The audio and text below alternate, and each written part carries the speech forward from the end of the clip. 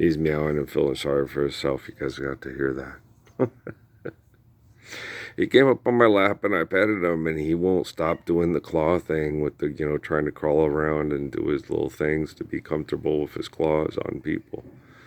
And I just tossed him off and said, no, if you want attention, you're going to have to be a more patient and considerate cat. So I bet he gets to stay in the house and you don't. But he's not a bad. He's radically changed since we first saved him from starving to death. Oh, he was impossible at first. When I saved him, I was like, oh God, what have I done? He'd climb up your back. He would try to run in the house all the time and climb up your back and climb up your back. You'd have to come out there and sit with him patiently and then just grab him and grab his claws and tell him no. No. Nobody likes being clawed. And then it's been hot here recently, so people haven't spent as much time on the patio, so he goes back to a little impatient. I want. It's like, yeah, I know you want, but you got to be more civil. You can't, Now he's stopped fussing. He's over there. He has brat tendencies. Oh, yeah, he does. But I like him, but he's just, he's a character. He's learned to catch birds, though, because he's killed a couple of birds. I know that. He tried to eat on one, the second one, the first one he didn't. I think it's because his instincts, I talked to Dad about it, I said, I think it's because his instincts start to kill the bird. But he was raised on, bag food and stuff. So it's not like Wasla and Moy, when they killed and ate birds, they were raised barn cat, feral type cats from Dad and Aunt Frances right off the bat. So when they chased and catch birds and catch birds, they eat them. And this guy's different, and he's not. I think he was abused and malnourished and stuff by people when he was young and next to death because of it. So he's a little different. He's hard to deal with. But you just got to be patient with them. He's hard to be patient with sometimes. But it's a trip. But human beings, boy, they're creepy. The way I know Dave Rockefeller from my connections with him through which referred to as telekinesis, stuff, is just how much he just despised most other people, especially people that had desires to be powerful and famous. He couldn't stand them. They're so. Amy had moments of that when she was screwing around in Sierra Vista and having sex with all the guys in military intel that were competing with me. She picked up a lot of their traits, and she was so intolerable. And then when she came back and they kidnapped the kids, when I was explaining to her what happened, she gave me like a blank John McCain look, and I was like, oh God, and then she's going to go off and raise the kids with this idiot she's having sex with, who's a complete, when people get to the point where they, like that young man with the Rasta hair, so his wife, the mother said, I believe you. He didn't, he just, okay, buddy, that's enough. And I'm like, you don't, I was having a conversation with him because it's like, I know how technology works, and it needs, the quicker we can get people to understand and say, hey, let's live the Lord's Prayer, and let's be strong enough and brave enough and kind enough to do it, the more people I can get to focus on it, the better. Okay. That's why they keep me so isolated and have only military twits or people impulse to be afraid of what I'm doing and how, and embarrassing and crazy it is to watch the videos. And so I know how these perverts work. It's this espionage, mind control, propaganda and stuff, because I was monitored by David Rockefeller's people my whole life. Okay.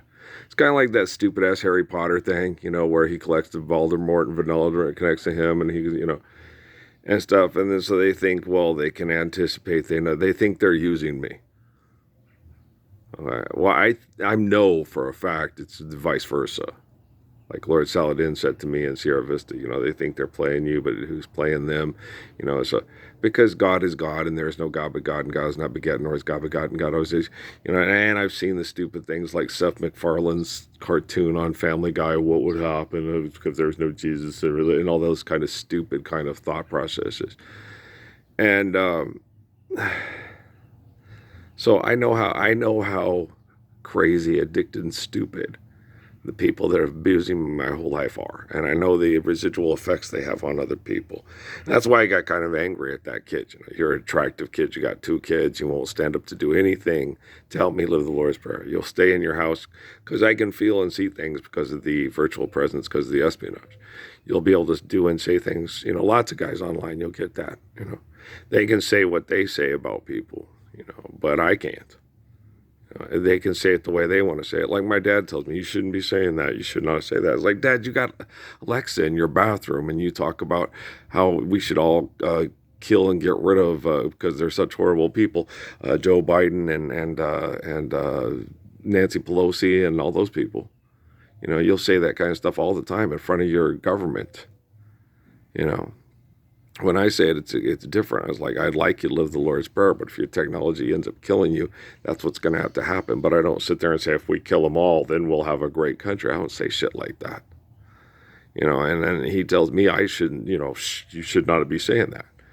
My family does it all the time. Like my sister, that one day when I sit there and I said, I'm doing this to stop human trafficking and little girls in Mexico from getting raped to death. And my sister looks me in the eye and believes Jesus is an omnipotent God and says, they shouldn't be coming here illegally. And I'm like, Pancha, your Jesus had to hear that. Okay? Your God had to hear that. What do you think your God, Jesus, would think of what you just said?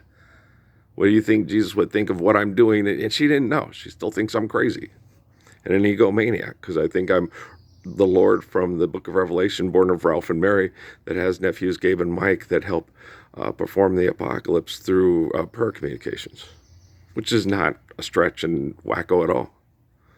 You know, so it's very difficult to deal with it, you know, and Rockefeller's, I think, plan is to slowly torture me to death.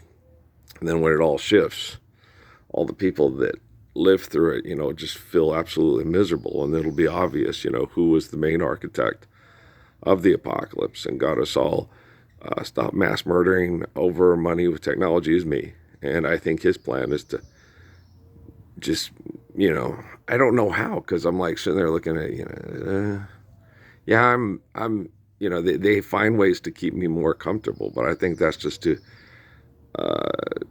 elongate their addiction to the one day. I don't know what he has planned. I think he tries. I think he's just stupid as they are. You know, at first you think there's a method to their madness, and there's going to change, and there's this time limit, and there's not. They're just stupid. It's like their fucking movies. You ever watch that Bullet Train? Oh my God, it was atrocious. It was stupid. It shouldn't even.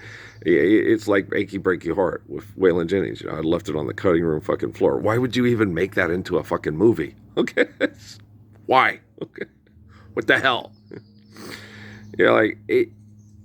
I mean, it's not as bad as Druids with Klaus von Sydow and the Christopher Lambert. It was a terrible movie, but you know, there's lots of really bad movies. But they put in enough stuff for stupid people to say, "Wow, that was a good movie."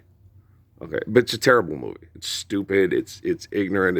It's like your video games, which are a complete waste of time, and putting yourself into virtual reality of aggressive, nonsensical, violent, and selfish and stupid thing. You know, so it's and it does it without being overtly sexual, but it's just cut them up, hack them up, laugh, jokes. It's jokes about killing each other.